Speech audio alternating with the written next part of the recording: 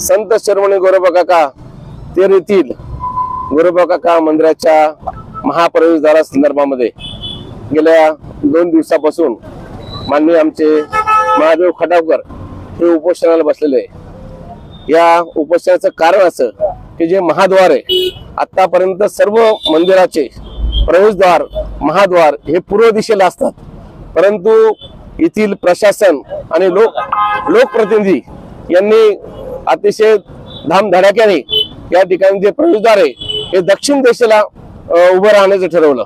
परंतु सर्व संत मंडळी आणि महाराष्ट्रातील सर्व कुंभार समाज आणि तेर येथील सर्व गावकरी मंडळी पंचक्रोशीतील या सर्वांनी त्याला विरोध केलेला आहे।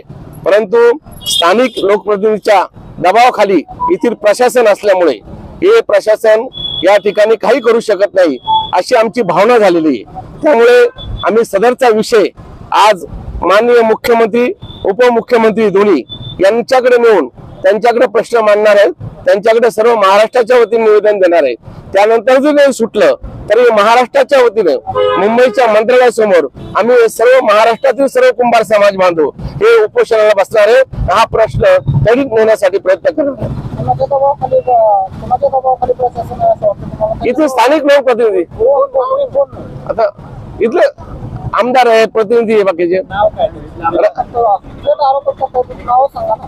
सत्ताधारी पक्ष आहे सर्व। आज 2 दिवसापासून सुरू असलेलं उपोषण तुम्ही मागे घेतलं, आमदार कैलास पाटील इथं आले होते, नेमकं काय बोलणं झालं आणि पुढची दिशा काय असणार आहे? त्यांनी एकच सांगितलं की हा प्रश्न जो आहे हा माननीय प्रशासन हा सरकारच्या अधिपत्याखाली असल्यामुळे माननीय मुख्यमंत्री आणि दोन्ही उपमुख्यमंत्र्यांकडे जाऊन हा प्रश्न तुम्ही सोडवा अशी त्यांनी आम्हाला सूचना केलेली आहे। 82 पत्र दिलेले आहे की ते काम आम्ही थांबवलेलं आहे। आज आपण बघू शकता पूर्ण महाराष्ट्रातून कुंभार समाज बांधव या ठिकाणी आलेले आहेत। श्री संत गोरोबा काका हे आमच्या समाजाचा आराध्य दैवत आहे। पंचक्रोशीतील व पूर्ण तालुक्यातून महाराष्ट्रातून श्री संत गोरोबाकाच्या मंदिरासाठी भाविक भक्त येतात। श्री संत गोरोबाका मंदिर ह्या 13 ठिकाणी समाधी मंदिर असल्यामुळे आणि काका हे जे आहेत संतांचे परीक्षक आहेत, त्यांचा विकास अनेक वर्षापूर्वी व्हायला पाहिजे होता पण झाला नाही आणि जो थोडाफार विकास झालेला आहे ती व्यवस्थित झालेला आहे। पण आज रोजी हे राणा जगजितसिंह पाटील यांनी जे विकासाचं चालू केलेलं आहे, मला एवढं सांगायचं की आमचा विरोध ही राजकीय नाही, आमचा विरोध वास्तुशास्त्राला धरून आहे। आणि मला एकच म्हणायचं की तुम्ही आज बघा प्रत्येक संतांचा विकास करताना शास्त्राचा आधार घेऊन आणि पूर्वजांनी जे बांधलेलं आहे त्या स्ट्रक्चर मध्ये बदल न करता केला जात आहे। पण तुम्ही बघा आज म्हणजे मला एवढं वाईट वाटतं की गोरोबाकाच्या मंदिरासमोर गेल्यावर महाद्वारासमोर फुलाची झाडं पाहिजे। तुम्ही आज बघितलं तर त्या ठिकाणी चक्क मी सांगतो की शौचालय बांधलेलं आहे आणि आज रोजी तुम्ही बघितलं तर गोरोबाकाच्या मंदिराचं जे महाद्वार केलं जातं ते कमानी त्यांनी सांगितलं पहिलं उद्घाटन करताना महाद्वार म्हणून केलं। आज तुम्ही बघू शकता त्यांच्या बातम्या सगळ्या आल्यात महाद्वार म्हणून आलेल्या आहेत आणि आज रोजी ते म्हणते की आम्ही तिथं कमान करून महाद्वार पूर्व दिशेला करू असं मला सांगतात, पण ह्या चुकीच्या पद्धतीने ते करत आहेत। आमचं म्हणणं आहे की शास्त्रोक्त पद्धतीनं महाद्वार हे पूर्व दिशेला झालं पाहिजे। त्यासाठी आम्ही आमरण उपोषण मी केलं 3 दिवस। आज आमच्या सर्व नेते मंडळांनी दरेकर साहेब आहेत, क्षीरसागर साहेब आहेत, आमदार साहेब आहेत, बोरटकर साहेब आहेत, यांनी सांगितलं की आम्ही तुम्ही उपोषण सोडा लिखी दिलेला आहे. आम्ही वरिष्ठ लेवलला मुख्यमंत्री साहेबांकडे, उपमुख्यमंत्री दोन्ही उपमुख्यमंत्र्यांकडे जाऊ. आम्ही तुम्हाला 100% न्याय देऊ आणि काकाचं महापालिका पूर्व दिशा करण्यासाठी प्रयत्न करू.